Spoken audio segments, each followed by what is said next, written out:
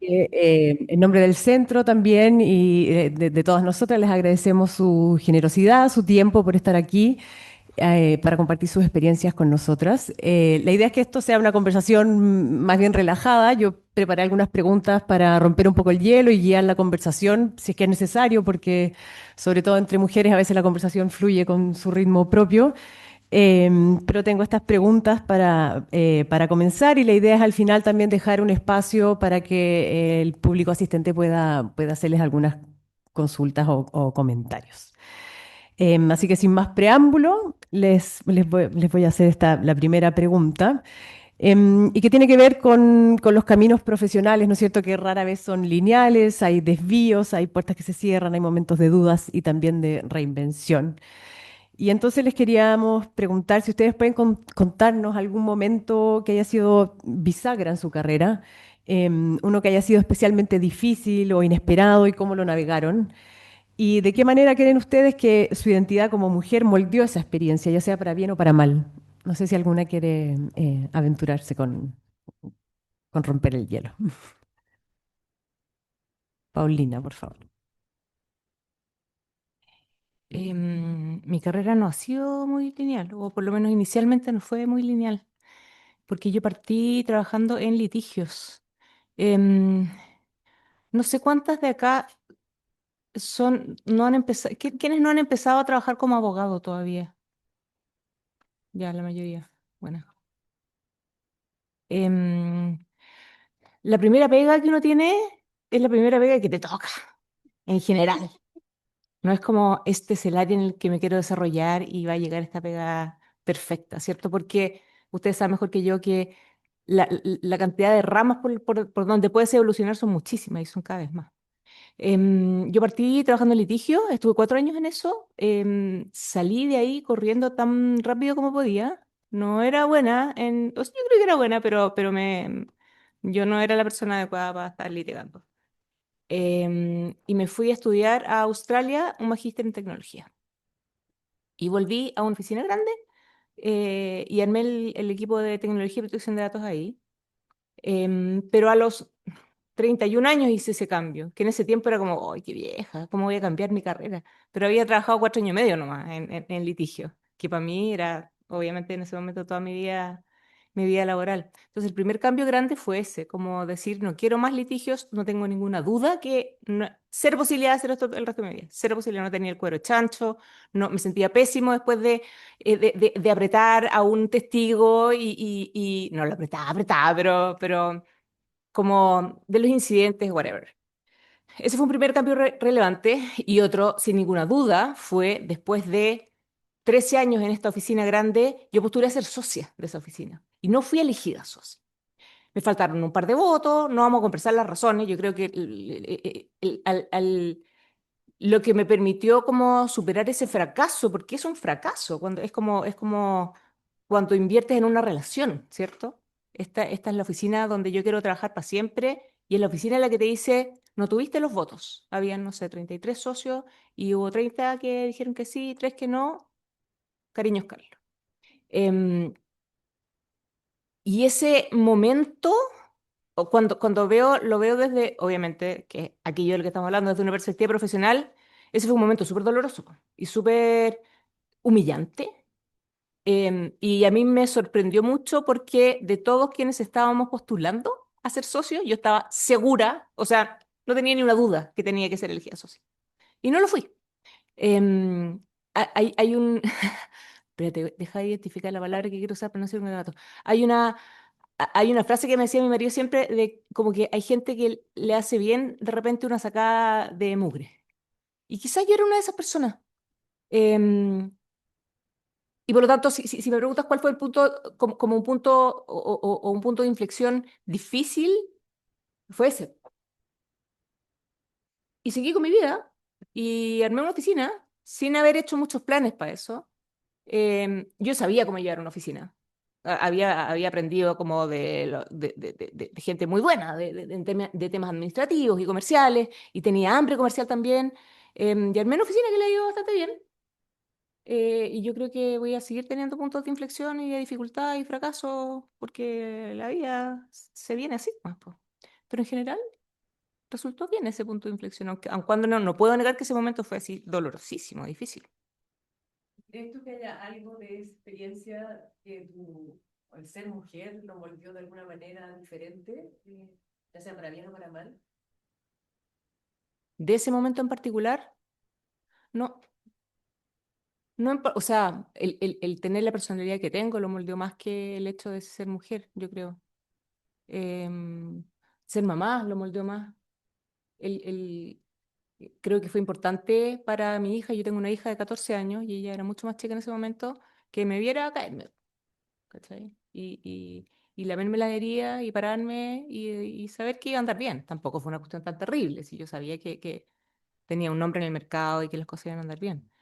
Pero no sé si más mi calidad de mamá que mi calidad de mujer fue aquello que moldeó la forma en que creo que lo enfrenté. Pero tampoco uno como que ex post puede armar un relato súper bonito de todas esas cosas malas, pero en ese momento uno está golpeado nomás. ¿Sí? Eso, chiquillas. Eh, no, vale, así. No, ahí se escucha, ¿cierto? Sorry, entonces. A ver, me gusta como parte de la Pauli porque ella cuenta un punto de inflexión, elige uno porque ahí va la pregunta, pero me siento súper identificada con lo que Paulina cuenta de que uno tiene muchos puntos de inflexión y los va a seguir teniendo. Y yo creo que pasa mucho que eso de que las carreras no son lineales, sobre todo para las mujeres, porque tenemos que salir a buscarnos oportunidades donde no son tan evidentes para nosotras. Entonces, también me pasa que encuentro hartos puntos de inflexión eh, también y no creo que no creo que sea necesario que todo el mundo lo viva, porque hay muchas maneras de ser mujer. En el caso puntual mío, el gran sueño de mi vida siempre fue ser mamá, entonces iba a pasar por mi historia y definitivamente el ser mamá fue un punto de inflexión. Yo estaba tan colapsada con dos hijos, una casa, un marido, papá, mamá, dos hermanos, uno con autismo, sobrino, millones de cosas, que en realidad cuando fui mamá fue un desastre. Con el primero yo no quería nada más, o sea, me sentía absolutamente incapaz, superada por esta vida y varias vidas más. Y de hecho, en ese minuto la pregunta obvia, después de que tú, primero cuando estás pololeando, cuando te casas, cuando tienes guagua, y cuando tienes guagua, cuando viene el segundo, y es como una cosa así como que te quieren ver caer todo lo más profundo que puedan. Y en ese minuto, claro, la pregunta obvia era ¿y cuándo viene el segundo? Entonces cuando uno dice que no quiero ya más guaguas, o sea, es como no. Y te dicen, pero la parejita, porque ya era un varón, entonces no. De hecho, me acuerdo que en tanta presión social y en la casa el punto fue, tengamos una otra guaguita y yo, no. ¿Sabes qué más? Si quiero otra guagua al tiro. Eloísa tiene 14 años ahora. Ya efectivamente ya estaba desesperada, decidía nacer. Y llegó este punto de inflexión donde me vi con todas las cosas que cargaba. Yo tuve mucha suerte, he tenido hasta ahora mucha suerte en mi carrera profesional, se me han abierto muchas oportunidades y en ese sentido estaba súper contenta porque había tenido ya un hijo, me tocó una experiencia muy triste, sin mala intención en esa época de donde trabajaba, de que por preocupación por mí, porque ahora usted es mamita, le vamos a poner a alguien arriba suyo para que no tenga tanta presión y la guagua no se le estrese, no se le corte la leche, todas esas cosas así como súper proteccionistas que a veces con la mejor de las intenciones te dicen pero que tú la sientes como que en el fondo te están de alguna manera castigando por haber tomado esta opción de ser mamá y hacer una carrera. Bueno, ¿por qué les cuento todo esto? Porque creo que un gran punto de inflexión en ese sentido fue justamente cuando llegó la segunda, que fue lo opuesto al primero, que era muy tranquilo, que se adaptaba a todo, que hasta el día de hoy es el obediente, ella es la opuesta. Nos tocó la parejita en todo sentido. Y lo que descubrí en ese minuto es que en realidad uno tiene una gran expectativa, una gran presión sobre uno mismo al abrirte estas oportunidades que no se te dan tan fácil o que a lo mejor uno cree que no están tan fáciles, que no son evidentes para uno o para el resto. Uno cree que tiene que ser una super mujer, que tiene que funcionar perfecto en todo, que tienes que hacerlo absolutamente todo bien y te vas dando cuenta cuando ya hay un punto en que no es posible tener más tiempo, cuando no estás durmiendo todo lo que necesitas dormir, cuando te encuentras con las cosas que realmente son importantes, porque puedes tener un fracaso en el trabajo y después tienes otro trabajo, te reinventas 500 veces. Es muy difícil cometer un error grande con un hijo porque tú sientes que vas a cargar con esa culpa para siempre y además quizás quede escrito en su historia. Creo que personalmente en mi caso, que tenía este gran sueño de ser mamá, sin dejar de ser profesional, que es la segunda pasión de mi vida, eh, el momento en que descubrí que ya estaba llena de responsabilidades, pero en realidad no necesitaba ser perfecta, necesitaba encontrar lo que había en mí que me permitía dar lo mejor de mí en todos lados. En el caso personal, creo que cada uno tiene su receta. eh, en el caso personal, en ese momento descubrí que algo muy importante para todo lo que haces es que las personas alrededor tuyo sepan que tienes un gran compromiso con lo que haces. Eso hace que en tu trabajo entiendas cuando fallas porque entiendes que no es, que va a ser algo puntual. Eso hace que tus hijos también aprendan a verte como un ser alcanzable e imitable, porque tú no eres perfecto, ellos tampoco tienen la obligación de serlo y pueden aprender como tú lo vas haciendo. Y sobre todo en lo profesional, eso me dio la valentía para arriesgarme a más cosas, pues, no tener tanto miedo a no hacerlo todo bien, no tener tanto miedo a que algo no me resultara y ir tomando nuevas oportunidades. Y creo, me he encontrado en el camino con muchos hombres y muchas mujeres excelentes, brillantes, muchas veces, la gran mayoría de las veces, con muchas más capacidades que yo, pero he tenido acceso también a las mismas oportunidades solamente por esas ganas, ese compromiso en todo lo que hago. Creo que por lo demás es algo que compartimos en general las mujeres, esa pasión, ese interés, el sumarnos a las cosas, el hacer los proyectos de otros nuestros, que es muy parte del género femenino, ha sido por lo menos un gran descubrimiento. No necesito ser perfecta, necesito dar lo mejor de mí, comprometerme en lo que estoy haciendo y en el camino las oportunidades se van dando. Muchas gracias. Tremenda reflexión. ¿De dónde vendrá esto de querer hacerlo todo perfecto? No me quiero alargar, pues soy muy buena para alargarme entre mis muchos defectos, pero ¿sabes qué? Si me permiten recomendarles, hay una TED Talk muy bonita, no recuerdo el nombre de la autora, pero lo puedo compartir si después lo quieren colocar. Hay una TED Talk que habla de enséñale a las niñas a ser valientes, no perfectas. Y hace un análisis que te dice a los hombres se les enseña a que tienen que ser el más valiente, a las chicas que tienen que ser las más perfectas. Eso hace que las mujeres, si nos faltan 2 requisitos de 10, no postulamos, mientras que un varón va a mirar y tiene 6 y dice, estoy al otro lado, pasé la mitad. Les recomiendo mucho el Teach Girls Bravery, Not Perfection, algo así es el nombre, pero yo te diría que eso suma. Gracias. Muchas gracias. Michelle. Ya, ¿por dónde empezar? Más soy bien enredada, tengo un cerebro bien enredado. Ya, tampoco fue lineal en mi caso. Efectivamente, uno eh, entra al primer trabajo que le llega. Quería procurar, lo primero que logré fue entrar al mundo judicial, procurando en judicial, me encantó. Em, de hecho, después, cuando ya estaba titulada, tuve 3 litigios que fue por amor al arte, en contra del sector de la salud, de ISAPRE. Sí, uno fue porque me cobraban más que a los hombres y encontraba que era muy injusto. El otro fue una señora que la ISAPRE no le quería cubrir una enfermedad costosa y el otro fue un hombre que al revés, ella fue NASA y a él la ISAPRE no le querían cubrir, sí. Gané los 3. Entonces, de hecho, en uno salí con una teoría otro día se los cuento, pero bueno, de la notificación por carta certificada, muy interesante. Me gusta y creo que algún día voy a volver a eso del litigio en ciberseguridad, porque creo que va a ser un área donde poca gente va a saber de litigio y además de ciberseguridad y datos personales. Así que está en mi futuro algún día. Después de eso, con un hijo recién separada, de nuevo, la pega, primera que postulé, quedé.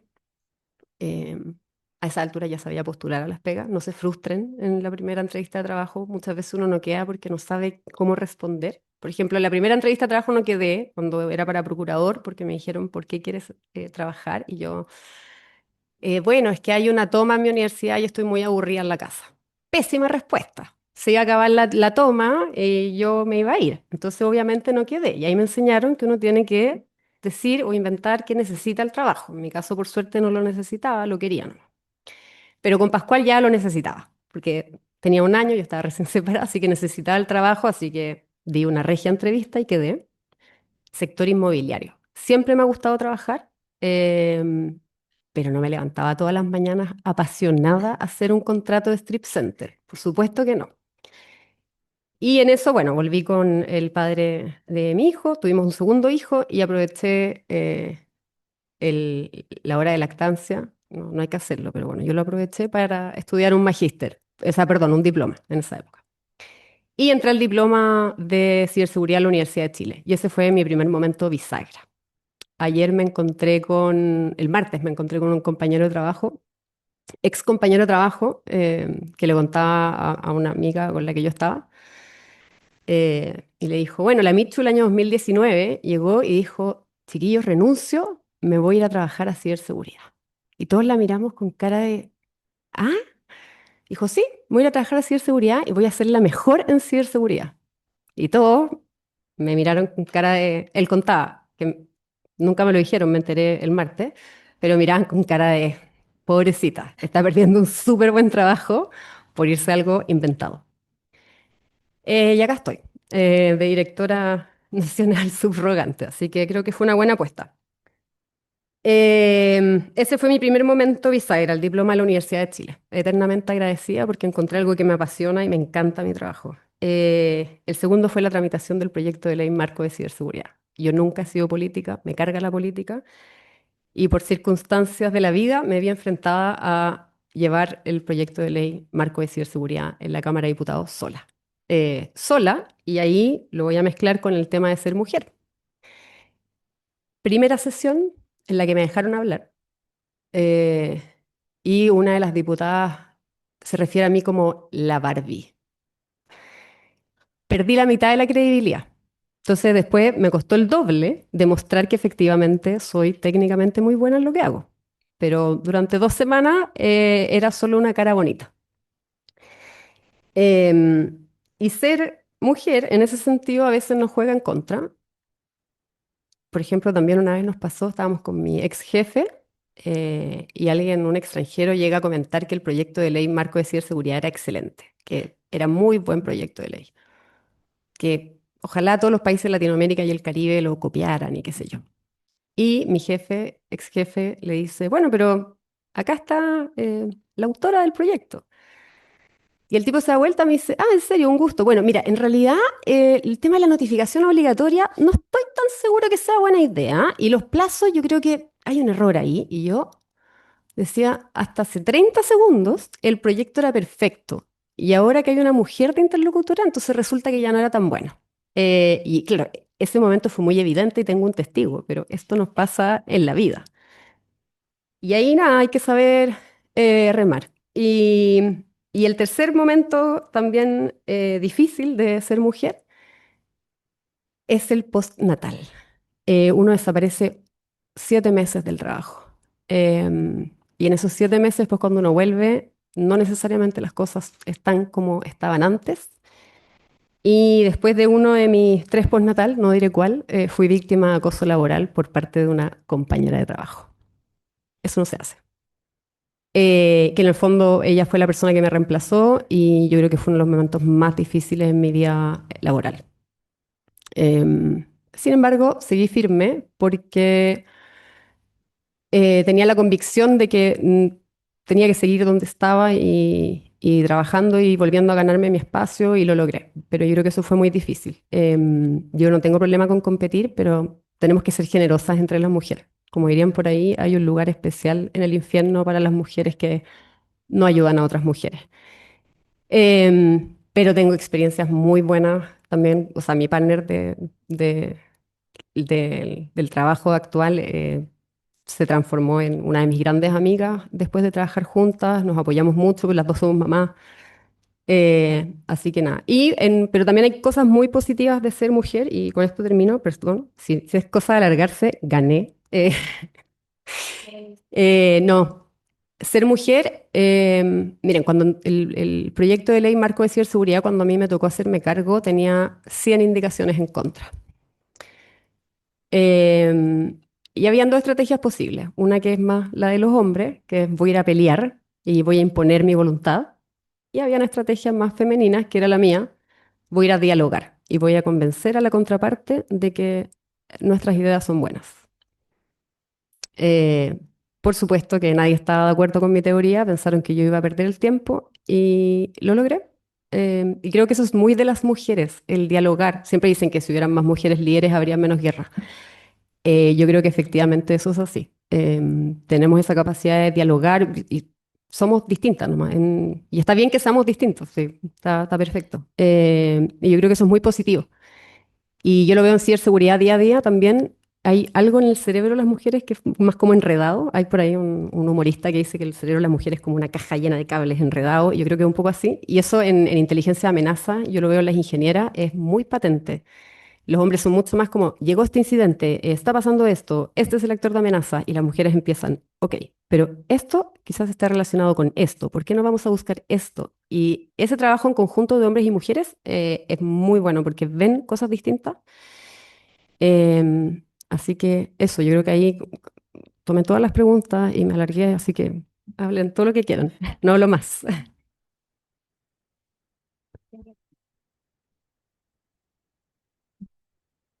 Muchas gracias a las tres. Todo bien con alargarse, de esto se trata este espacio. Queremos escucharlas a ustedes justamente, así que no escatimen en abrir, o sea, les quiero agradecer en realidad porque han abierto como un pedacito de su corazón y todas aprendemos de lo que nos cuentan. Les tengo otra pregunta. Si pudieran sentarse con la versión de ustedes que acaba de recibir su título de abogada, un poco nerviosa, emocionada, seguramente un poco perdida, quizás, ¿qué le dirían? ¿Y hay algo de esa versión joven de ustedes que les haya enseñado algo y que todavía ustedes sienten que vive dentro de ustedes? Bien. Ya, le parto ya porque nos vamos turnando. Ya, a ver, qué lindo encontrarse frente a una de hace unos años. Y creo que lo primero es tratarse súper bien, con harto cariño, porque esa pobre estaba tan asustada, tenía tanto susto. Y la verdad es que yo sigo teniendo susto, eh, pero creo que aprendí que el susto viene de las cosas de afuera y no de lo que está dentro de uno. Ya eso uno tiene que cuidarlo. Yo lo que le diría eh, que fue algo que me costó harto aprender y cuando lo aprendí me cambió la vida profesional, eh, pero sobre todo la profesional. Y es que tienes que ser leal a ti misma, tienes que ocupar lo que tú tienes, no trates de ser como nadie. y lo que más te va a rentar es ser tú misma, ya con las herramientas y la personalidad que tú tienes. Me acordaba cuando contaba cosas a Michelle o cuando contaba cosas a Paulina, yo partí trabajando, como les decía, tuve mucha suerte. A mí casi que una profesora me obligó a ir a una entrevista que yo no había pedido, donde me obligaron a entrar a trabajar cuando yo no estaba pensando en trabajar en el último año de la carrera, justo cuando en esta universidad les pareció que era muy buena idea cambiar de currículum rígido a flexible. Por ende, el último año de mi carrera, con un presupuesto que me habían indicado que solamente me pagaban 5 años en Derecho y en la Chile, por ende yo no tenía posibilidad de alargar otro semestre en mi casa. Pasé a tener 10 ramos, el curso libre, que era el deportivo, que no lo había reprobado. El único curso que reprobé varias veces en la escuela fue el deportivo. Em, entonces, la verdad que estaba muy complicada y más encima me obligaron a ir a trabajar. Yo pensé que me iba a echar las clínicas y la maravillosa profesora de ese minuto, yo le decía que no quería trabajar, partí, empecé a trabajar y lo que ocurrió fue que me vi en una empresa multinacional de software, cuando no era tan típico hablar de software, que tenía una sala de directorio donde yo, como la única persona, este es un país chiquitito que era la casa matriz para América Latina, había un abogado gringo que por supuesto veía todas las Américas. Entonces, en realidad bastaba con tener a un medio pollo, así, una lolita, terminando la universidad. Y por supuesto que la lolita, 1,50 m, le colgaba en los pies de la silla de directorio. Eso fue súper intimidante, una sala con puros hombres, todos de más de 40 años, que obviamente que los chistes de apertura eran de a qué hora llegaste anoche y tu señora no te dice nada y no, qué sé yo, y que las oportunidades de networking dentro de la empresa, por supuesto, que eran ir a tomarse una cerveza después de la oficina o ir a jugar a la pelota, entonces yo con suerte alcanzaba el asiento, no llegaba ni siquiera al arco del partido de fútbol. Y en esa, en esa circunstancia, en ese predicamento, dudé mucho de mí, ¿ya? Dudé mucho de mí, encontré que no iba a poder, porque con esta vocecita que tengo así más encima, chiquitita, y que me gusta el rosado, y que me gusta mucho dialogar también, que encuentro que las cosas se solucionan mucho más cuando transparentamos todos los intereses arriba de la mesa, me dijeron varias veces, de hecho, es que usted no la podemos poner, no la podemos mandar de abogada a nada, porque usted, ¿a quién va a intimidar? ¿A qué contraparte usted va a convencer? Pero bueno, en algún minuto hubo una necesidad y me empezaron a mandar a mí, se dieron cuenta que la chiquitita con la voz tan dulce, en realidad hacía que la gente se sintiera cómoda, que se sincerara. Entonces yo me di cuenta que para ser una buena abogada no necesitaba vestirme de una manera que no era la mía. No necesitaba proyectar una imagen de una mujer súper fuerte y súper segura que yo podía contar mis miedos y mis inseguridades y que la gente buena siempre te iba a apoyar y iba a valorar que tú transparentaras, mientras que la gente mala da lo mismo porque ellos son malos, po. Entonces van a hacer siempre lo mismo. Y cuando me di cuenta de eso, yo creo que también empecé a ocupar mis propias herramientas, que por lo demás son herramientas bien escasas. Es escasa la gente dulce, es escasa la gente que se muestra vulnerable, es escasa la gente también con, con, con, con, con- con sus dudas sobre sí misma que se atreve. Ya yo no soy perfecta ni la mejor en nada, pero sí tengo muchas ganas de intentarlo todo. Y en el camino uno se va encontrando con buenas personas. Yo después, si da el tiempo, no, esto fue accidental que nos reuniéramos las tres, me siento pero tremendamente honrada de compartir con quien estoy compartiendo. Pero sí o sí tenemos que terminar, Paulina, tenemos que contar lo de la cuchara. Yo creo que tú te acuerdas de la cuchara, por favor, nos conocimos. Tenemos que contar Yo lo te de iba a la cuchara. preguntar, ¿cuánto tiempo llevabas negociando cuando nos tocó? Nosotros tuvimos una negociación grande, De grande contraparte, y peleada, así, como... y de contraparte. Pero y yo estaba acostumbrada a negociaciones duras. ¿Tú cuánto tiempo llevas trabajando en ese tiempo? En esa empresa ya había entrado hace poco, yo creo que debo haber llevado unos, a ver, creo que yo tenía los dos niños. Así es que debo haber tenido trabajando unos 10 años ya. Sí, Porque era un contrato de implementación bien peludo sí, y de parametrización de la solución. exacto. Y la negociación de contratos de tecnología es lo que a mí más me gusta. Yo estoy Mm. súper metida en ciberseguridad y en privacidad. Perdona por la Siempre, interrupción, es bien chico. Pauli. Pero negociación de contratos de tecnología es entretenido. Sí, Como se te va la vida. Y llegamos a esta negociación que yo sabía que iba a ser difícil. Mi cliente era muy difícil tu cliente. y la tía era la fiscal del proveedor de tecnología y fue un agrado negociar con... Ay, en serio. Es de Yo lo llegué mejor que vi así, en mi vida. como bring it on. Y llegó la tía. Sí, Lo hizo increíble. Y como sacamos un buen contrato adelante, sí, pero sacamos un gran contrato. yo venía preparada así a los golpes y me desarmó con su dulzura. Cool. Dale, dale, Y, sí, mira, sí, te y voy a contar una cosa más que va justamente al no ser perfecta, estoy llena de defectos. Y Paulina, bueno, Paulina y Michelle, yo con Paulina he compartido más, con Michelle solo de oídas puras cosas maravillosas y dichas usualmente por muchos varones, ¿ah? Lo cual es una cosa súper importante. Tengo conocidos en común que son todos varones, todas las maravillas de Michelle, qué rico eso, qué rico, qué esperanza uno tiene en ese sentido. No, varios más, sí, no el único. Eh, a ver, lo que quería, bueno, de la no me cuchara. quiero alargar, pero, la cuchara, no, no me quiero alargar, pero en el fondo quería llegar al punto ahí de esa conversación con la Pauli, porque la Michelle también habló de una experiencia súper triste con otra mujer. Yo llegué ahí, Esa no fue tu experiencia triste con otra mujer. La es experiencia que, triste es que quiero conmigo. darle vuelta, Estoy hablando de algo lindo. este es como es que este es el momento así como de, ya, sale el sol. El viaje del héroe, aquí estamos, sale el sol. Em, a ver, lo de la cuchara dejémoslo así porque si quieren metido y les contamos al final, pero dos cosas que yo destaco de este encuentro con la Paulina que me parecen fantásticas y muy útiles para aprenderlas, para observarlas como mujeres. La primera es que Paulina, yo encuentro que es de las mujeres más brillantes. Yo admiro a Paulina, alguna vez de hecho la busqué de proveedora porque encuentro que es brillantísima, siempre la recomiendo. Y en esa ocasión, Paulina, estábamos revisando una cláusula y le digo, ah, no, pero es que esto es así. Y Paulina me dice, no, no, esto no es así. no, Paulina, esto es así. Y yo estaba muy segura, muy convencida, pero segurísima, yo hubiera entregado uno de los dos cabros chicos que tenía, lo opuesto a que yo tenía razón.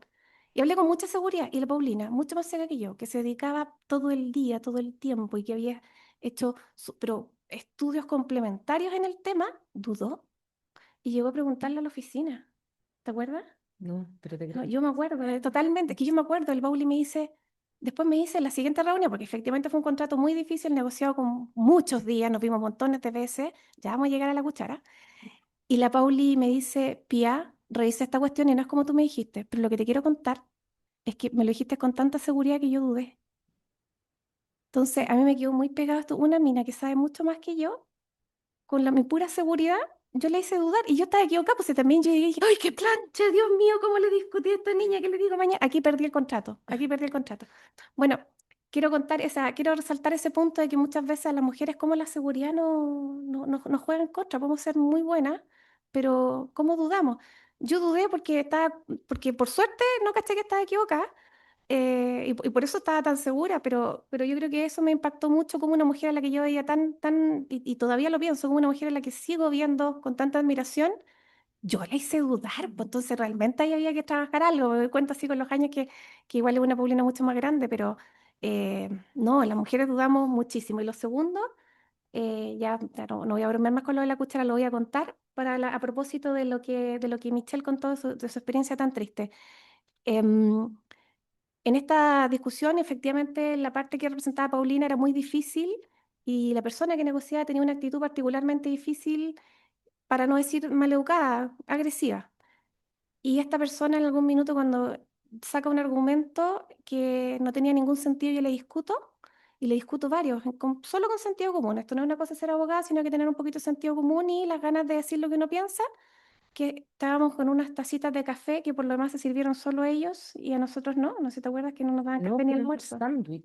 Los sándwiches de café, pues Pauli, hiciera el sándwich de café. Lo que pasa es que yo no tenía hambre porque estaba nerviosa.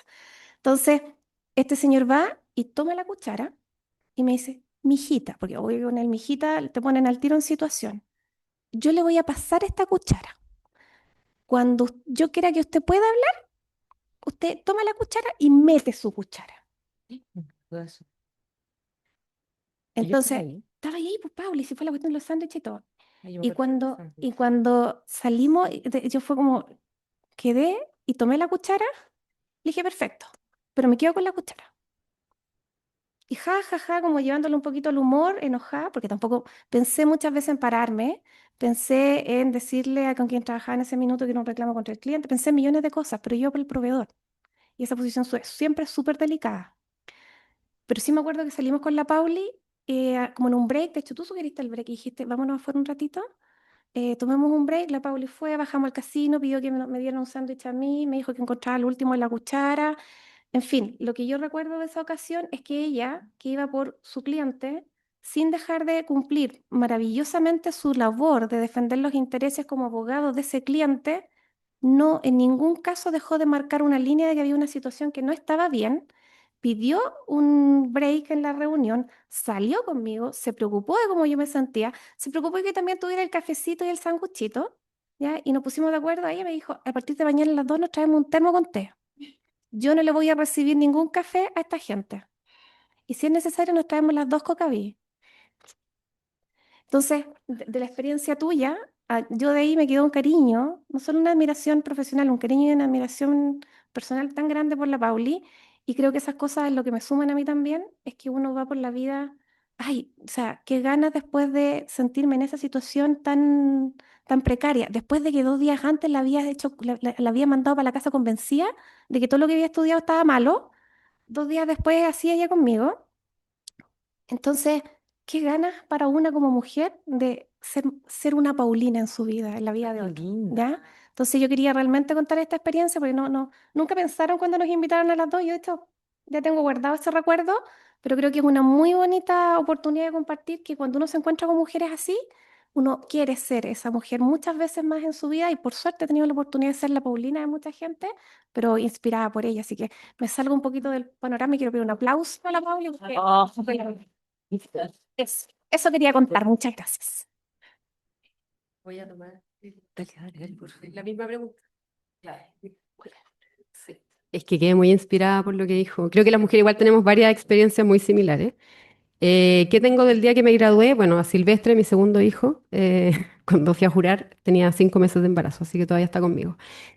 No, ¿qué le diría a la Michelle de ese momento? Que no se deje impresionar, o no impresionar, pero cohibir por los hombres que hablan golpeados. Y ahí yo eso es algo que le enseño a mis alumnos siempre. Yo hago clases de pregrado acá, también de posgrado, pero esto es como el consejo para los jóvenes, jóvenes, niños, niñas, adolescentes de pregrado. Mientras más golpeado escuchen hablar un hombre, y sobre todo un abogado, menos seguro está de su argumento. Y eso es un clásico de los varones. Las mujeres no, dudamos y empezamos, se nos empieza a notar esa inseguridad. Yo creo que eso aprendí también en la tramitación del proyecto de ley, es como hablar muy segura, a pesar de que a veces no estoy tan segura.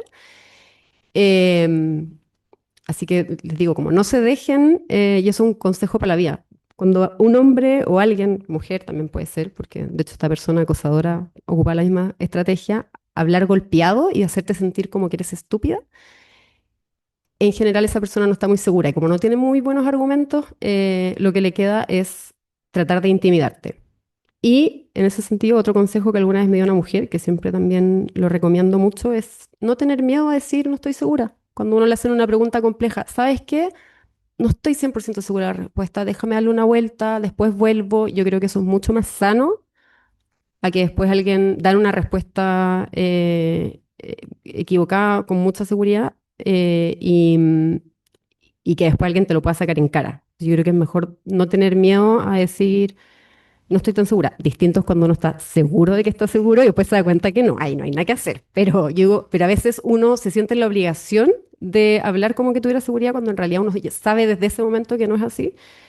No tener miedo. Y nada, ser leal, en ese sentido, lo que decía al principio de su intervención, Pía, ser leal a uno misma. De repente uno está en un lugar de trabajo y eso también le ha pasado a muchas amigas mías súper exitosas en un lugar, se cambian a otro estudio o a otro lugar de trabajo y no encajan y empiezan a dudar de ellas. Y es el lugar, quizás. De repente hay un lugar en el que por personalidad, por forma de ser, por lo que se trabaja, uno no encajó en ese lugar y eso no necesariamente habla de cuán bueno o malo es uno en lo que hace. Y ahí es importante saber retirarse a tiempo, antes de que la personalidad, la autoestima empiece a minarse, porque ahí es muy difícil. Y el síndrome del impostor, que yo creo que es un poco en el mix y ha estado presente, aunque no nombrado en todo lo que hemos dicho hasta ahora. Yo a veces digo, voy a ser la mejor en ciberseguridad, pero también he estado miles de veces en la posición de no soy lo suficientemente buena, me van a despedir, me voy a quedar sin pega, tengo 3 niños, ¿cómo voy a mantenerme? Y después, y otras veces, ustedes me van a ver y digo, soy la mejor en lo que hago.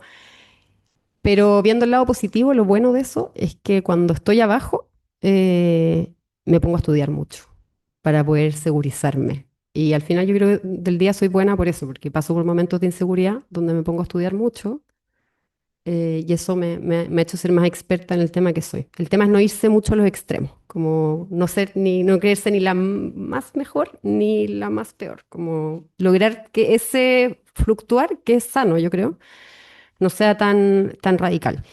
Y voy a volver por último sobre el punto de que entre las mujeres tienen que apoyarse y no maltratarse, porque al final nos hacen un muy flaco favor como género. Quedamos como las loquitas, conflictivas. En cambio, con los hombres no pasa eso, porque los hombres son, va, hablan golpeados, se soluciona el problema y se acabó. Y eso nos hace muy mal, porque si ya es difícil, ya les dije, o sea, me he topado con el Bardi. En otra de mis pegas me llamó el socio del lugar y me miró de arriba para abajo y me dijo, usted va a conseguir que el notario me firme eso ahora, ocupando su encanto si es necesario. O sea, básicamente me mandó a prostituirme. Eh, y si ya no es fácil, imagínense si ayudamos a generar ese relato de que las mujeres son complicadas o son envidiosas, entonces no caigan en esa pasta base. Esa sería mi sugerencia. Gracias. Em, la pregunta como de qué le dirías a esa Paulina, quiero aclarar que esa Paulina de entonces hoy día tiene 49 años y este año cumplo 50 años, chiquilla. Yo sé que no se nota, pero cumplo 50 años. Que N, lo sé. Em, Pero ese ejercicio como de mirar para atrás y, y de decir, ya, me voy a sentar con la Paulina, con leñadora y bototo del 99. Cacha. Encuentro que no, creo que en ese ejercicio yo lo que más haría sería no spoilearme lo que venía para después, ¿cachai? ¿No? Como, em, está bien que renuncies a esa oficina, porque vas a armar una oficina boutique y te va a ir la raja. No, no sería, no pasaría eso por mi cabeza en ese consejo, como que l- pensaría en qué es lo que en realidad le diría a mi hija, o qué le diría a, a una abogada chica que trabaja en mi oficina, o no tan chica. Em, y yo creo que tendría que ver primero, entender que nada es para siempre y que esos sentimientos, sobre todo cuando uno es más joven, esos sentimientos como de tanto de excitación como de devastación son súper temporales. Eh, que como que los momentos de frío y de calor fuerte son momentos para no tomar decisiones grandes, como templanza, yo creo que sería un mensaje. Em, pero si yo me sentara a conversar con esa Paulina, la- la- los mensajes que quisiera pasarle más relevantes no tienen nada que ver con mi vida profesional. Como que no, obviamente todos nos arrepentimos y créanme que cuando tengan casi 50 se van a arrepentir de muchas cosas, como yo me arrepiento, obvio, obvio. Pero, pero tendrían que ver como con cosas mucho más simples. Yo no tengo el síndrome del impostor, por ejemplo, que quizás debería tenerlo a veces. Em, por lo tanto, no me habría dado un consejo en ese sentido. Yo creía que me iban a hacer socia. Yo sabía que me iba a ir increíble en la proactitud en ese momento. Pero sería un mensaje como un poco más de cariño y en ese cariño a mí misma, ¿cachai la cuestión que les voy a decir? No tiene nada que ver con el mundo, tiene más que ver con que soy vieja que con que soy abogado en tecnología. Me diría que cuide mucho más mi cuerpo, que lo quiera mucho más, pero que lo cuide mucho más. Que lo que uno escucha toda la vida de como que hay que comer sano y hacer ejercicio, te hace más saludable y eso te hace más feliz. Es súper heavy, porque a mí me cuesta transmitírselo a mi hija, pero, pero como que yo creo que es una gran lección que no aprendí sino hasta los 44, 45 años. ¿Cachai? Como pégate la cachá que tenés que estar en este vehículo por N tiempo, que tenés que estar viva para tu marido y para tu hija y para tu gente. Em, y yo sé que eso no tiene que ver con la vida profesional, pero creo que es súper valioso el cachar que de verdad uno se siente, me da como un poco de plancha estarles contando esto, pero uno se siente mucho mejor cuando come harta fibra y come balanceado y no come basura en la noche y no chupáis tanto y así harto ejercicio. Yo me iría por ahí en este momento. Me parece como pensando en aquello que le diría a mi hija, en términos profesionales, me diría a mí misma o le diría a ustedes que, y pensando en aquello que hago en el día a día, ¿cierto? Que no tenga miedo a hacer preguntas súper básicas, como la gente, yo creo, que no piensa que eres tonta cuando haces preguntas tontas. A mí, como, o cuando uno hace preguntas básicas, yo tengo que sentarme con el cliente a entender cuál es el contexto del servicio que está contratando. Y generalmente me toca negociar contratos desde la perspectiva del banco, de la aseguradora, de la FP, que contrata un servicio de tecnología. Y tengo que bancarme y me pasa, yo creo que siempre que que las preguntas que yo hago son súper tontas, o son súper básicas para el gallo de TI, para el de soporte. Em, y al comienzo me da plancha y después como que se me pasó. Y creo como que esos brochazos de humildad me han servido en la vida profesional. Por ahí va. Cómanse sus vegetales, niñas.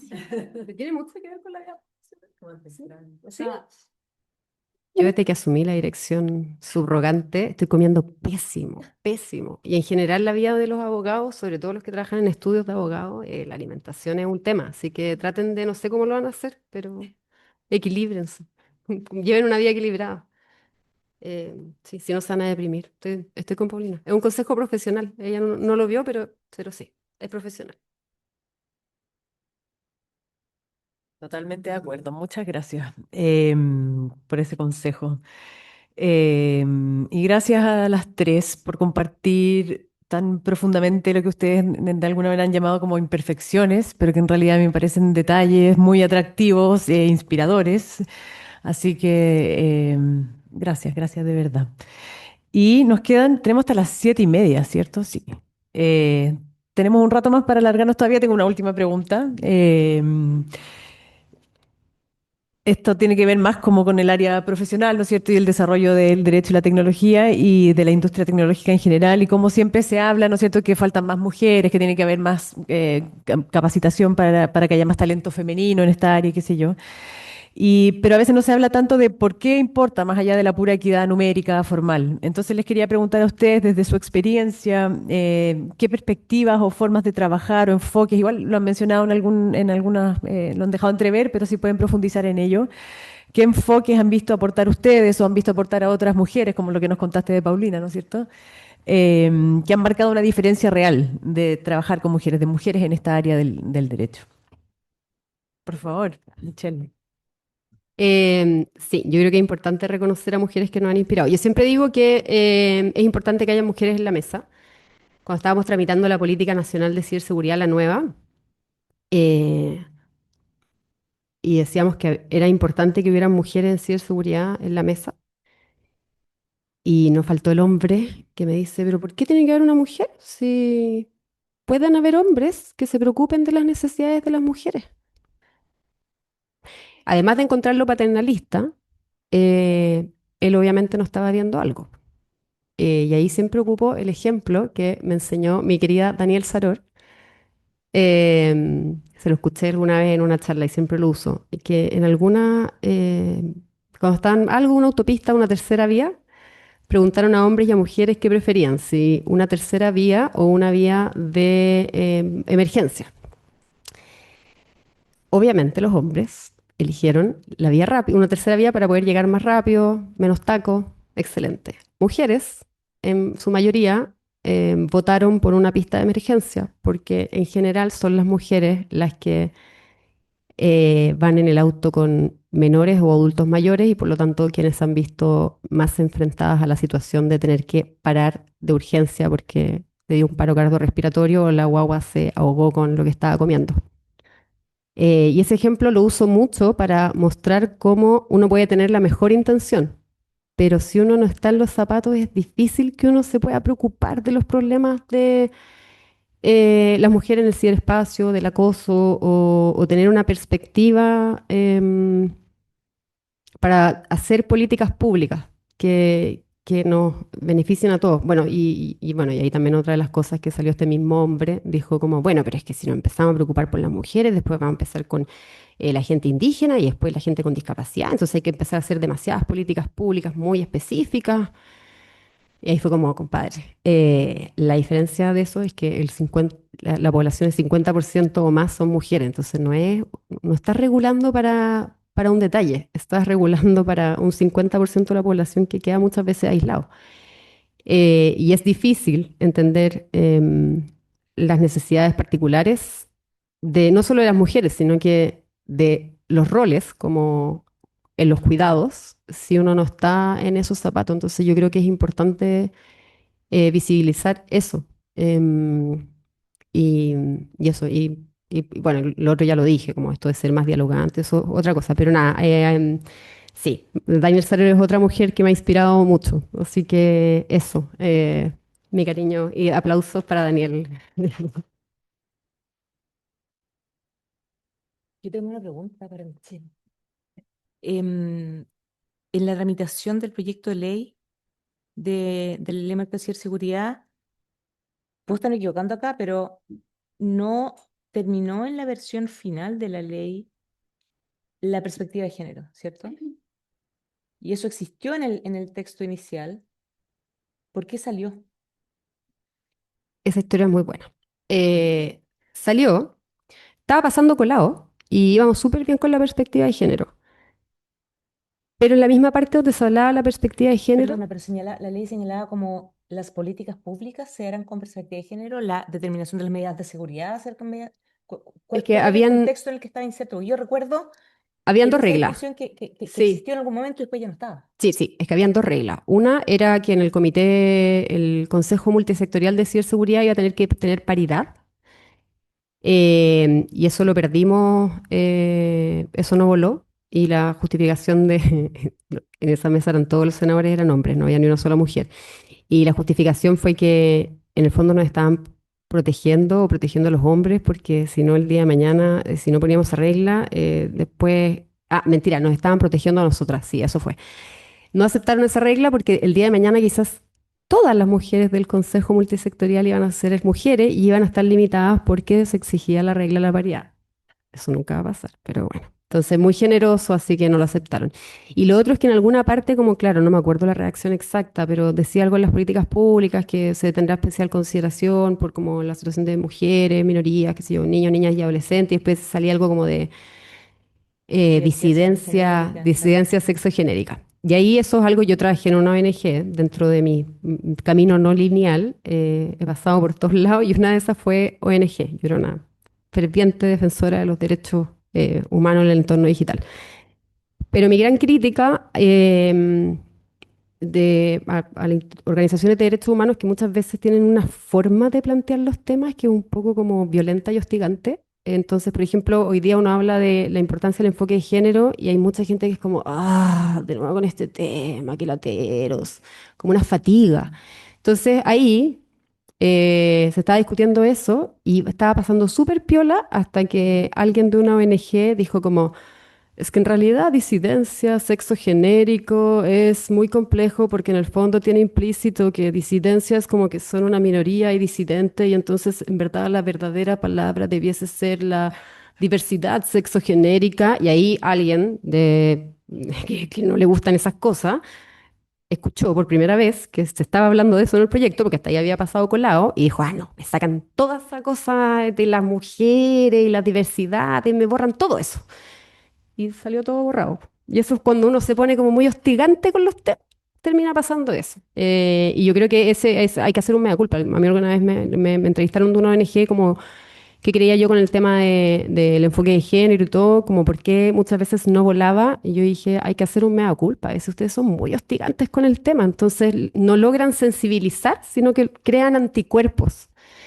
Y eso yo creo que también es problemático, porque al final hay muchas situaciones que son reales y que no se logran visibilizar porque ya la contraparte no te está escuchando, ya solo está escuchando como hostigoso, hostigoso. Eso. Pero Pauli, ¿tú querías algo más? Sí, No, ¿no? está bien porque... Listo. Si está bien, entonces. Si está bien, lo hacemos así. Ya. A ver, lo voy a tomar un poquitito libre de la relación con la tecnología. Voy a aprovechar para decir por qué yo invitaría a mujeres a estar en el mundo de las tecnologías y particularmente en las tecnologías de la información. Yo creo que, a ver, esto ha cambiado un montón. Yo tengo 45, así que estoy por alcanzar a la Pauli. Lo voy a intentar, Pauli. Voy como avión. Entonces llevo harto tiempo trabajando, muchos años trabajando. Y como les contaba, empecé chiquita. Entonces he visto como hartas cosas bien cambiantes. Cuando yo partí trabajando era la única mujer en esa empresa. Lo cual explica la segunda razón por la cual me colgaban los pies en la silla de directorio. No solamente eran sillas para gente más del 1,50 m, sino que además para hombres. Em, la cosa es que, fíjense que los 20, ay, ¿cuántos? 22 años, 23 años que ya llevo trabajando, eh, pasó de ser un mercado o una industria súper masculina a una industria súper diversa. Entonces, creo que una cosa maravillosa que tiene las tecnologías, puntualmente las tecnologías de la información, es que el recambio de gente es súper rápido, ¿ya? Entonces, eso permite, yo creo que si hubiera trabajado a lo mejor en otros rubros, donde el recambio generacional, donde algunas áreas de influencia se mantienen por más tiempo, yo creo que me habría costado más. La suerte fue que cambian tan rápido las ideas, cambian tan rápido las generaciones, cambian tan rápido las cosas, particularmente en las tecnologías de la información, que creo que ahí todos los escombros, no, escombros no, las dificultades que uno se puede encontrar en la carrera profesional cuando uno es mujer y quiere desafiarse, quiere tomar oportunidades y quiere ocupar espacios que no están tan accesibles, creo que son más bajas que en otras áreas donde uno tiende a encontrar mentes más rígidas, donde las ideas se mantienen más tiempo. Eso yo creo que sería como un dato, un tip para entusiasmar a las mujeres en el mundo de las tecnologías, y particularmente en lo relacionado eh, con, con el derecho. Muchas gracias. Em, yo creo que trabajando en temas de ciberseguridad, protección de datos y contratación de tecnología, las mujeres traemos una atención, una mayor atención a a una, como una visión más colaborativa, más transversal. Em, porque claro, yo no soy un profesional técnico, yo soy solo un abogado.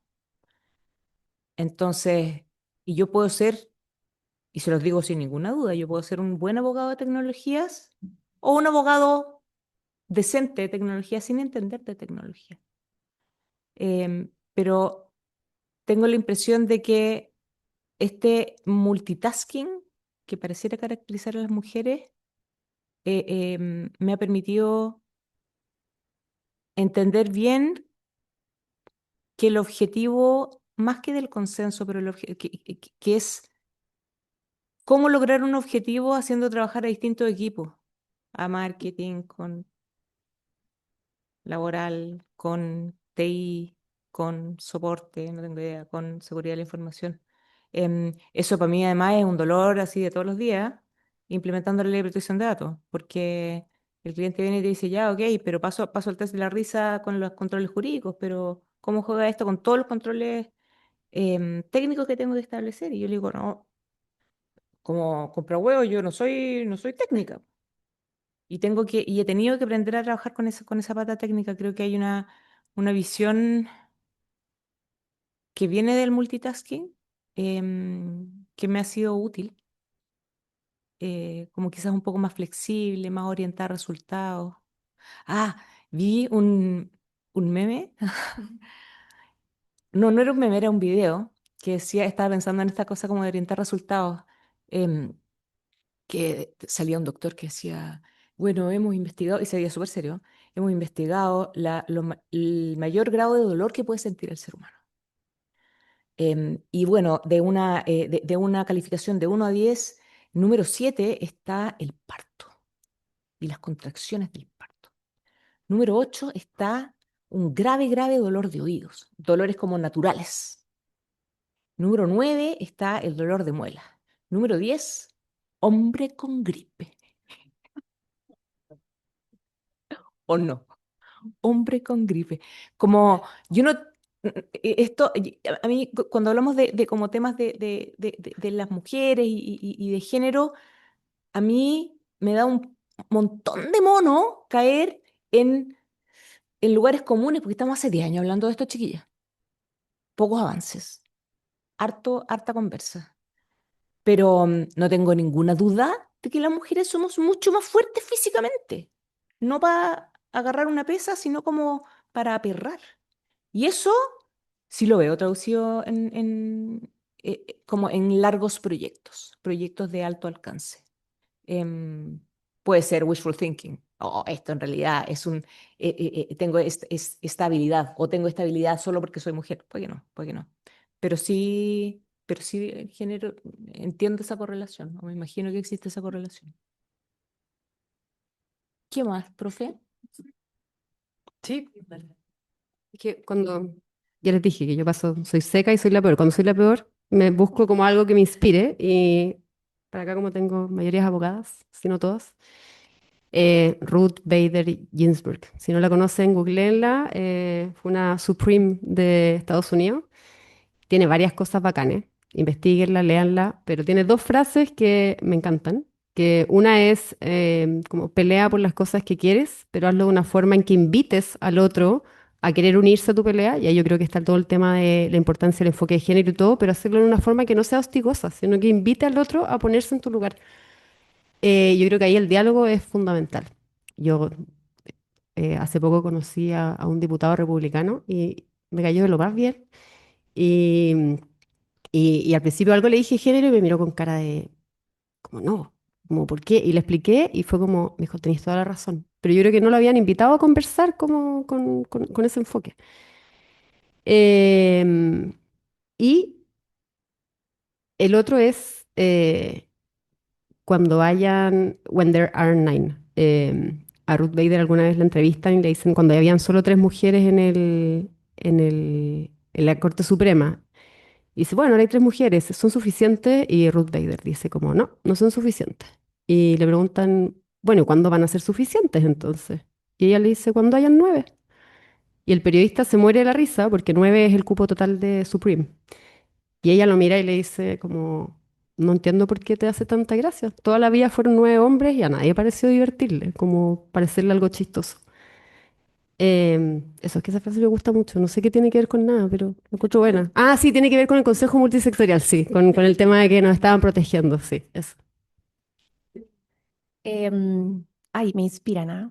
Lo cual es terrible, lo siento por usted. De lo que se comenta y me dan ganas de contar ahí o compartir un poquito hacia el punto que están yendo también Paulina y Michelle. Em, una cosa también tiene que ver cómo yo lo quiera mirar y no significa que todo el mundo lo tenga que mirar igual, ¿ya? De hecho, creo que esa es la idea, vamos sumando miradas. Un poquito en ese sentido de cómo reaccionan los otros o cómo de repente se generan anticuerpos. Yo creo que el ejemplo que contaba Michelle ahí de Daniele es súper bueno. Yo antes ocupaba, o lo he ocupado siempre muy parecido, el caso de Eloísa Díaz. Mi hija se llama Eloísa por una buena razón. El caso de Eloísa Díaz, que tiene el mérito de haber estudiado medicina, haber ejercido, haberse titulado en una época en que eso no estaba abierto para la mujer y estamos hablando de ciencias, que es la base de la tecnología. Em, una de las cosas fantásticas que ella hace, que me parece que es lo que mi entendimiento personal de PIA, del enfoque de género, no es para proteger a las mujeres, no es para cuidar a las mujeres, ni siquiera es para abrir espacio a las mujeres. Eso es como un accidente, es como una de las muchas ventajas que tiene. Pero no creo que sea, por lo menos en mi opinión, la más importante. Una cosa que me fascina en la historia de la Eloísa Díaz es que como ella era mujer, pero fíjense, no estamos pensando en las mujeres, no estamos pensando en darle a Eloísa el acceso a la universidad, que estudia, que ejerce. Como ella era mujer, ocupaba y visitaba un sector de la casa que los varones de esa casa no visitaban, que tampoco lo visitaba ningún varón en ninguna otra casa. Por ende, ella se dio cuenta de que los niñitos estaban mal alimentados, de que los niñitos iban todos los días al colegio mal alimentados.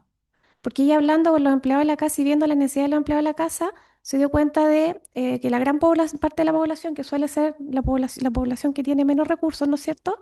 Tenía una situación de desnutrición. De hecho, el país tenía una gran tasa de desnutrición. Se dio cuenta, no voy a hablar con datos ni con fechas, pero no los preparé. Me parece que además lo importante no va por ahí. Pero Eloísa Díaz va y cuando ella tiene la posibilidad de ocupar cargos públicos, justamente empieza a mostrar que esto es una cosa de sentido común, de razonamiento, que va mucho más allá de proteger a las mujeres, de que no puedan ser más de la mitad ni nada de eso, ni ninguna de esas cosas. Fíjense que nosotros teníamos tremendas tasas de desnutrición en este país y apareció una mujer que entró al área de la ciencia, lo juntó con su experiencia de vida, que era ver las grandes tasas de nutrición que habían, y en los años 80, que es cuando yo estaba en el colegio, uno llegaba al colegio y te daban tu taza de leche y tu galletita. Y Chile, con medidas tan sencillas como esa, combatió la desnutrición. Y creo que medidas de ese tipo son las que hacen, por ejemplo, que un país tan pequeño, con recursos tan restringidos como el nuestro, por ejemplo, tenga tan excelentes resultados en temas de salud, en temas de vacunación. Entonces, quiero rescatar ese punto, que cuando que lo veo en el mismo tema y de por qué agregar una pista adicional, porque no se trata de que las mujeres seamos más inteligentes o de que solamente las mujeres nos podemos preocupar de las mujeres, que sí, ¿eh? O sea, hay que estar en los zapatos de alguien para entender sus problemas, eso es cierto. Pero también está el hecho de que por la forma en que la sociedad viene funcionando desde hace muchísimo tiempo, hombres y mujeres compartimos espacios distintos o mejor dicho, no compartimos, estamos en algunas circunstancias ocupando espacios distintos y sometidos a experiencias distintas.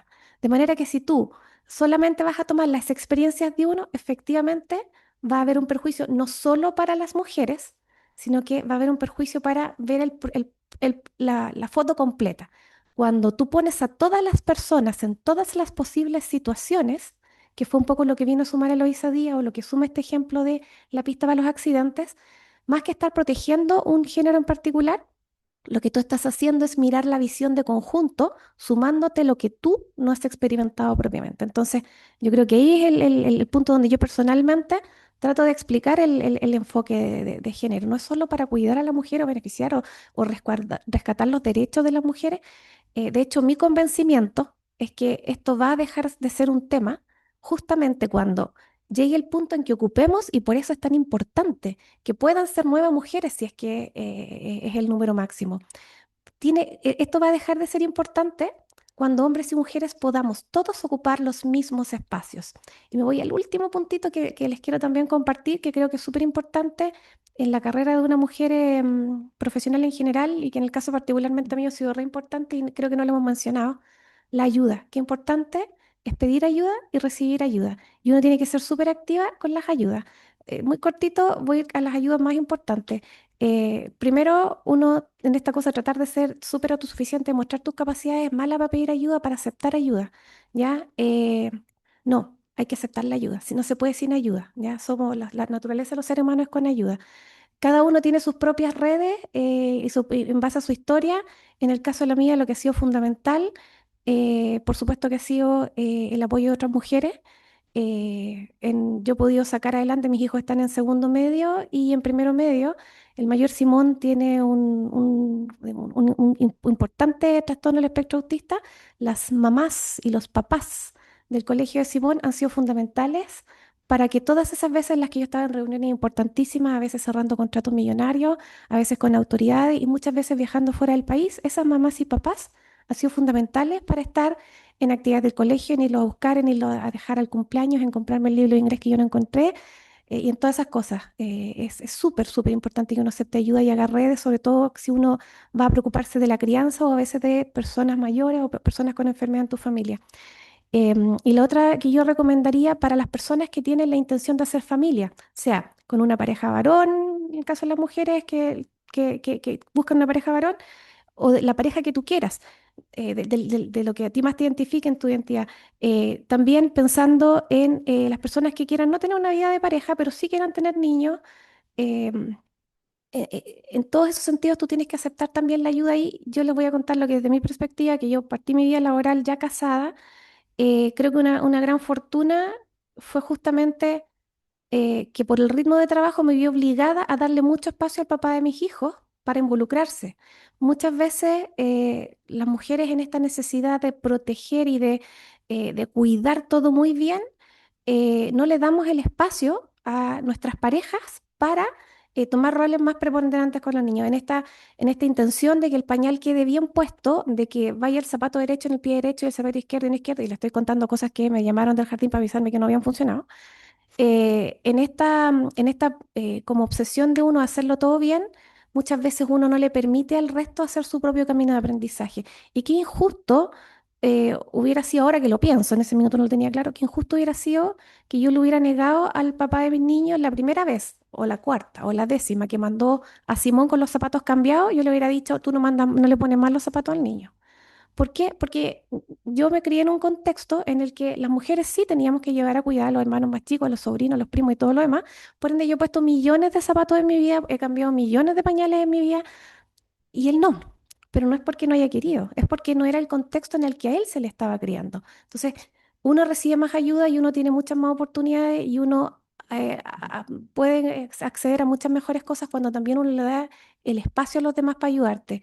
Y darle el espacio a los demás para ayudarte también implica darle el espacio a hacer su propio camino de aprendizaje, dejarlo cometer sus errores y valorar esa intención de hacer el camino contigo. Sería como mi último. Y ahí, de verdad que no quiero latear más, pero súper contenta de haber podido compartir estas cositas y de aprender tanto con Michelle y con Paulina. Totalmente gracias a ti, Pía. Nos quedan 10 minutos. No sé si hay alguna pregunta de alguna de ustedes. Si alguien quiere hacer alguna pregunta a nuestras panelistas. Si es que no, yo tengo una última, pero no quiero acaparar el micrófono. ¿No? Sin timidez, vamos. ¿Sí?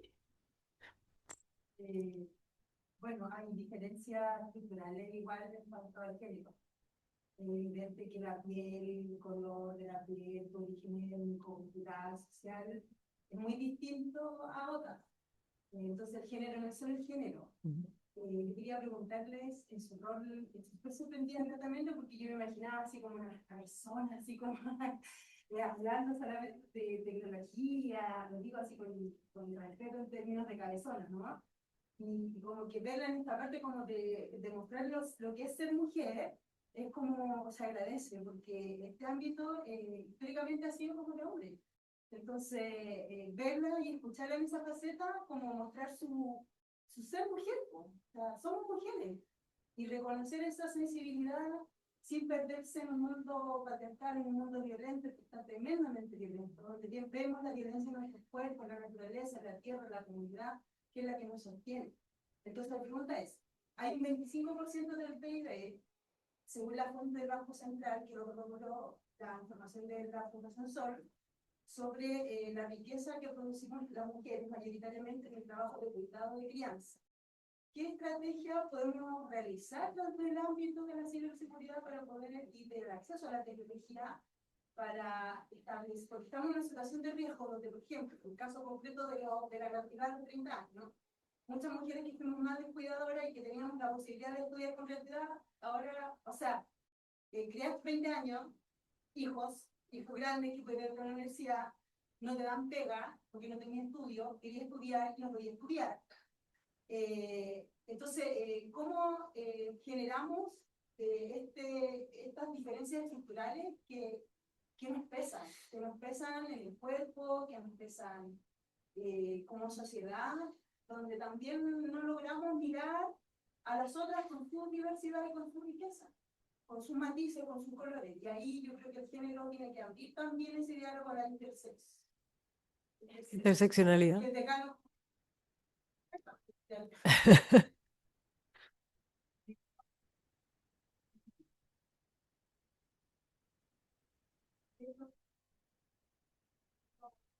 ocasión acercar que le dimos reconocimiento al Estado de Chile a una ley histórica y cierto tema, logramos establecer ese entendimiento, porque estamos en una crisis ecológica, naturaleza, estamos al lado de un río, el río está totalmente contaminado.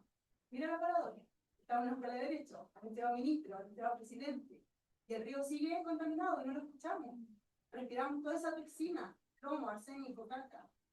Nosotros hemos bajado a medir las contaminaciones del agua, entonces, o sea, ¿qué tiene que pasar? Que salga el río, para que escuchemos también esa voz que es de nuestra madre que nos sostiene, que tiene relación con este 25% del PIB que se ve en nuestros cuerpos y que se ve en nuestra madre y en nuestro les.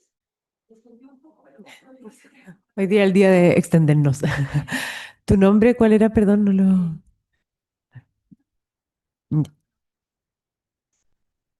Perfecto. Gracias, Lafken. ¿Alguna de ustedes quisiera...? Pero no va a ser muy larga mi respuesta porque mi respuesta es no sé. El Afken, entiendo que planteaste hartas cosas como dolorosas al final del día. Desde un lugar en que todas y todos estamos ahora. Como, y por lo tanto, tú me dices como, ¿qué se puede hacer? No tengo idea de qué se puede hacer. Creo que hay muchas pequeñas cosas que se pueden hacer. No creo que haya, obviamente, una bala de plata, si estamos hablando solo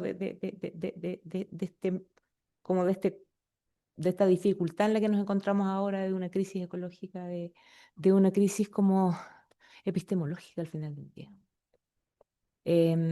Yo soy de esas como desesperanzadas con la tecnología.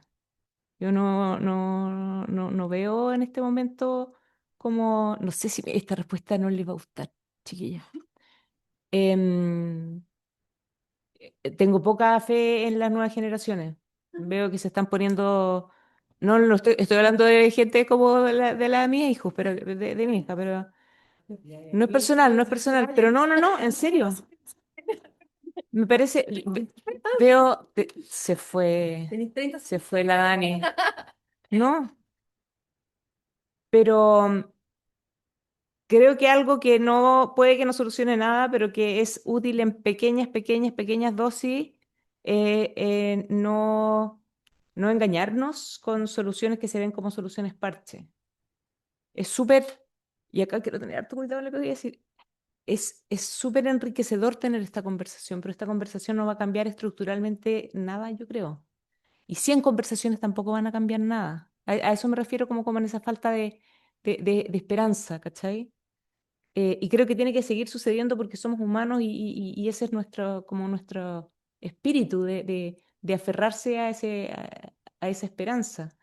Em, pero cuando me refiero, cuando te digo como no engañarnos, esto tiene un poco que ver como con la culpa católica, como ir el fin de semana a la iglesia, confesarse, pedir perdón y decir, check, estoy listo por una semana, ¿cachai? Para los pecados de toda la semana. Em, no, no, yo tengo temor que en escenarios de conversación de desigualdad sintamos que la solución se agota en la conversación. Y es como en ciberseguridad que se habla como de la concientización. Padre, concientización es esto, hay harto más que hacer. Quizás tú vas a estar en completo desacuerdo, pero es como dicen los gringos, como lip service.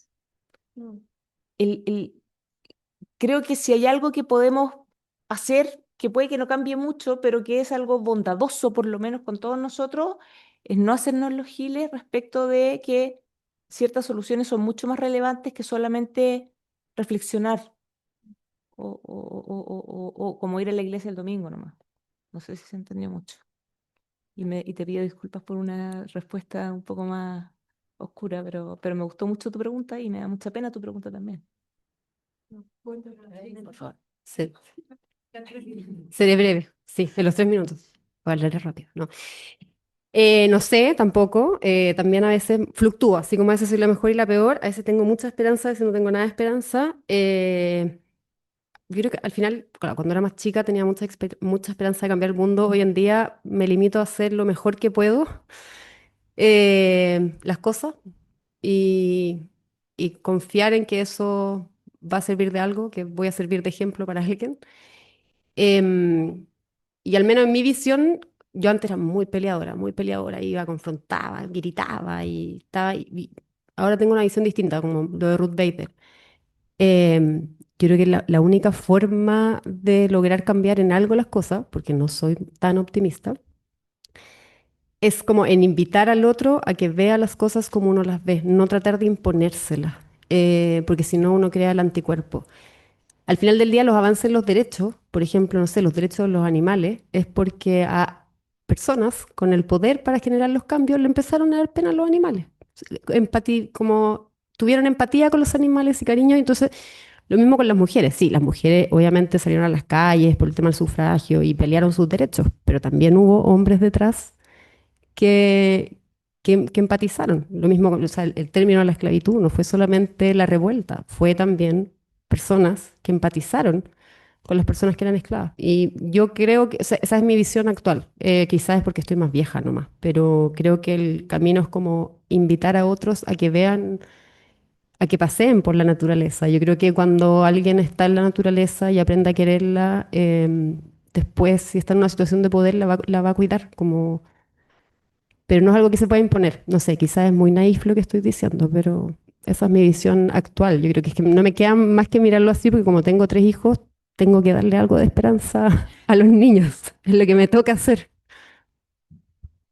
Em, a ver, también con el punto, les voy a contar que el primero de mis jefes, en mi primera evaluación de desempeño de la vida, un australiano, como el diagnóstico fue hopeless optimistic.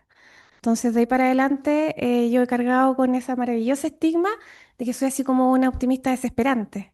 Eh, lo que yo diría, efectivamente la pregunta fue bien compleja y con muchas cosas y con mucha emoción y también la recibí con mucha emoción. Yo creo que aquí no hay definitivamente una solución de la tecnología. Creo que aquí viene una solución del el fondo, lo que es más consustancial a nuestra experiencia como especie humana, que lo voy a llevar a lo pragmático de un poquito de realidades cotidianas. Esto es, con estas cosas, y con lo que estamos conversando acá también, esto es como las capas de pintura. Cuando uno tiene que hacer que una muralla que ya tiene mucha raya se vuelva blanca, no lo vas a lograr en la primera capa. Vas a tener que darle muchas capas. Nunca sabes cuándo ni siquiera hasta puedes estar seguro que la muralla llegue a ser blanca. Pero yo creo que aquí lo importante, lo que nos hace valioso y lo que nos va a dar gran satisfacción, no es llegar al objetivo, porque una vez que el ser humano llega a un objetivo, tiene otro objetivo.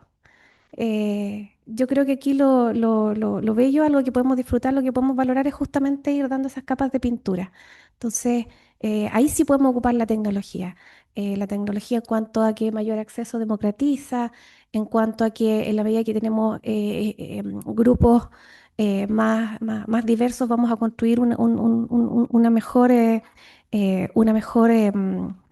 una mejor visión para tener una ciberseguridad que efectivamente pueda cubrir una diversidad mayor de distintos ataques, ¿no es cierto? Que no se nos, que efectivamente podamos hacer una mejor reducción de tu superficie de ataque cuando realmente tienes una foto más amplia que cuando la foto es más chiquitita. Creo que ahí la tecnología sí puede servir como muchas otras cosas más, pero creo que al final del día esto es bueno, el sentido aquí no es para o sea, mi objetivo, por lo menos el mío, y creo que tiene que ver con lo que dices tú, de tengo que hacer mi pequeño aporte, a lo mejor no cambio el mundo completo, pero yo voy a dar mis manos de pintura. Otros van a dar sus manos de pintura. Algún día esta muralla va a ser blanca y yo voy a haber sido parte de eso. Y el tiempo que yo ocupé en dar esas manitos de pintura, quizás por mí sola no transforme la muralla, pero la muralla se va a transformar. Y yo voy a haber sido parte de las manitos de pintura. Ya estamos en la hora. Muchísimas gracias, queridas panelistas, se pasaron. Gracias por compartir con nosotras o sea, sus saberes, su sabiduría con profundidad y liviandad a la vez. Mil gracias, se pasaron. Gracias a todas ustedes también por quedarse hasta el final. Estamos esperando con un café afuera, así que ahí podemos seguir conversando y extendiéndonos. Muchas gracias.